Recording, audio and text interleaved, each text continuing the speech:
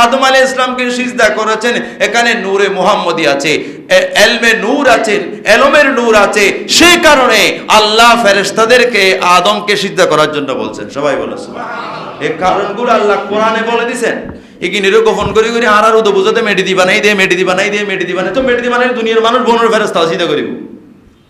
নাউযুবিল্লাহ না। ফজিলতের বিষয় একানি। আমাদের দেশে নবীকে মাটি বলার জন্য বলে যে সম্মানের মাটি। হ্যাঁ, তো ঈসা আলাইহিস সালাম মাটি কেমনে হলো? ঈসা আলাইহিস সালাম তো জিবরিল আমিনের কোত্থেকে ফুৎকার থেকে বলে যে মাটির দাম বেশি, এই জন্য আদমকে সিজদা করতে বলছে। এটা আপনার ডাহা মিথ্যা কথা এবং বেকুফের কথা। আদম আলাইহিস সালামকে সিজদা করতে যে ফজিলতের কথা আল্লাহ বর্ণনা করছেন সেটা হচ্ছে ওয়া আল্লামা আদামাল আসমা কুল্লাহা সুম্মা আরাদাহুম আলাল মালাইকা ফাকালা আম্বিয়ুনি। আল্লাহ বললেন আমি আদমকে এলমুল আসামি, দুনিয়াতে যত নাম আছে, গাছের নাম, বাঁশের নাম, জীবজন্তুর নাম, আরো যত নাম আছে, সব নামের এলম আমি আদমকে দান করেছি। সবাই বলুন সুবহানাল্লাহ। আদম আলাইহিস সালামের সাথে ফেরেশতাদের এখানেই ফজিলতের বিষয় যে আদম আলাইহিস সালামকে যেই নামগুলো আল্লাহ শিক্ষা দিয়েছেন এগুলা ফেরেশতারা জানতো না, এগুলা ফেরেশতারা জানতো না। ফজিলতের বিষয় এখানে মাটি দিয়ে বানাইছে যে এটার জন্য না। মাটি দিয়ে বানাইলেই তেল ললিত ফেরেশতা হলো তো দুনিয়ার মানুষ বনুর সইদে করা, তাই নাউযুবিল্লাহ না।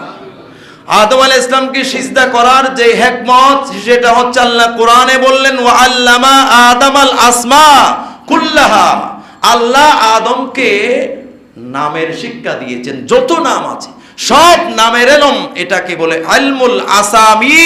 সব নামের এলম আল্লাহ আদমকে শিখিয়েছেন, সেই জন্য আল্লাহ আদমকে সিজদা করার জন্য বলেছেন। এটা একটা কারণ, আরো বহুত কারণ আছে, এতগুলা বলা যাবে না। তো এলমের কারণে ফজিলতের বিষয় কিসের কারণে? এলমের কারণে। তো এলমের সম্পর্ক কোথায়? আল এলমু নূরুন, এলমের সম্পর্ক হচ্ছে নূরের সাথে। সবাই বলুন সুবহানাল্লাহ। এলমের সম্পর্ক মাটির সাথে নয়।